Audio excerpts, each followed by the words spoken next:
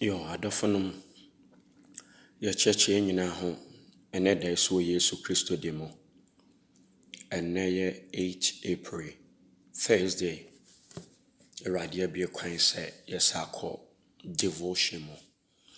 Ɛne deɛ kwan sɛ yɛbɔ mpae.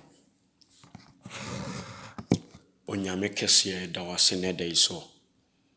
So asade abɔ w'anim. Ɛda wase. So ɔma yɛ adwene baako akoma baako. Ama yɛde ahyia mu ɛwɔ asɛm anim. Mesrɛ sɛ home gu so. Mo asɛm mmra ɛkwan pɛ sɛ ɔfa so ma ne ba. Ma ne mɛyɛ yie. Fa so ma yɛ mmɛn. Tie ho. Yɛ kronkron. Ɛwɔ Yesu Kristo din mu. Amen. Awurade nhyira yɛn nyinaa. Animuonyam ka ne din. Pamkyɛ yɛhwɛ akenkan sɛm wɔ Korintofoɔ nwoma a ɛdi kan. Ɛtire mmiɛnsa. Nkyekyɛmu 16 ne 17. 1 Corinthians chapter 3, verses 16 and 17. Know ye not that ye are the temple of God, and that the Spirit of God dwelleth in you?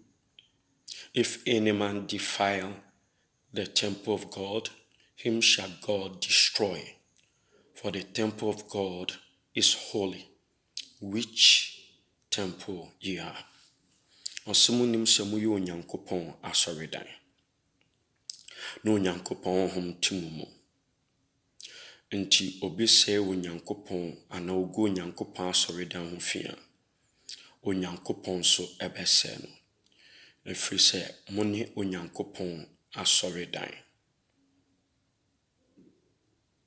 Ɛfiri sɛ Onyankopɔn asɔredan yɛ kronkron na mo ne Onyankopɔn asɔredan no. Animuonyam ka Nyankopɔn. So akasa atwɛn. Saa bere te sɛ mu.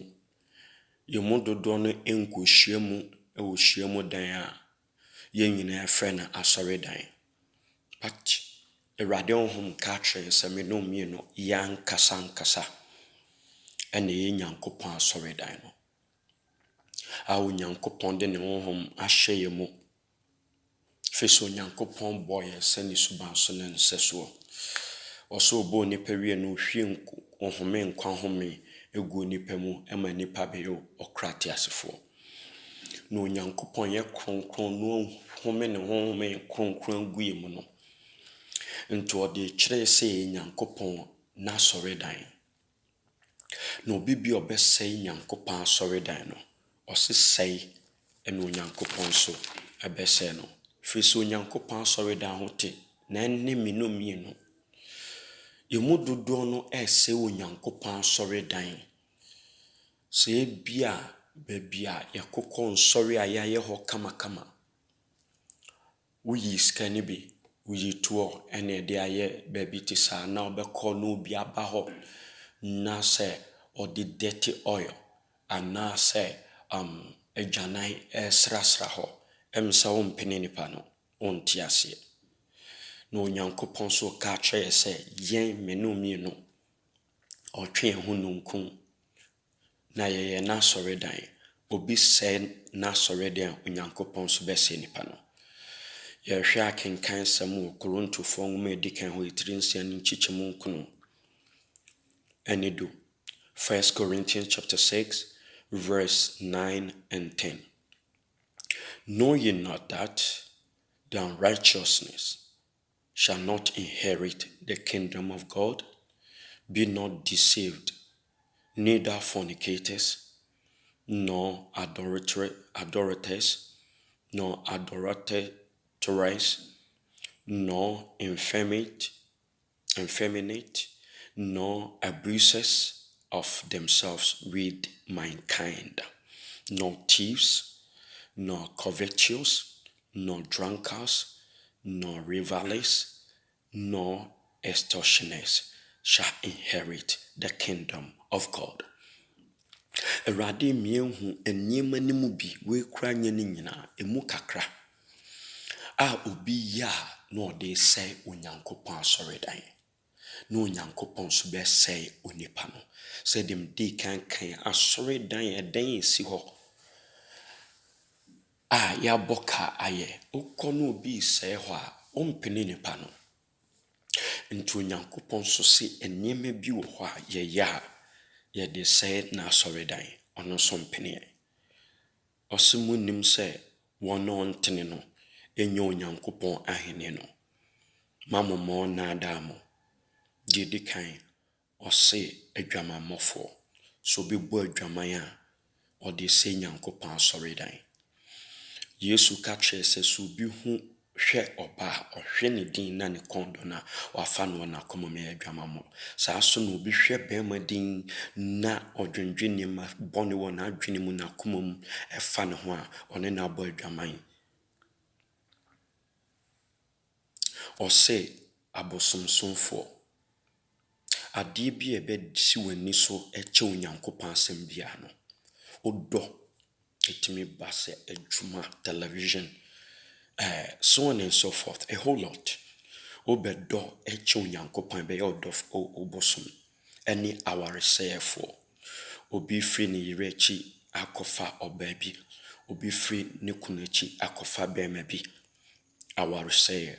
Ɔse de onyankopɔn aka abɔmmɔ biara ɛntetem. Obi yɛ saa nneɛma yi a ɔde gu onyankopɔn asɔre dan ho fi. Ɔse no effeminate. Mmaa ɔne ɔyɔnko mmaa ɛda. Anaa mmarima a ɔne ɔyɔnko mmarima ɛda. Onyankopɔn akyiwadeɛ a wɔn mpɛ sɛ ɛbɛbɔ so.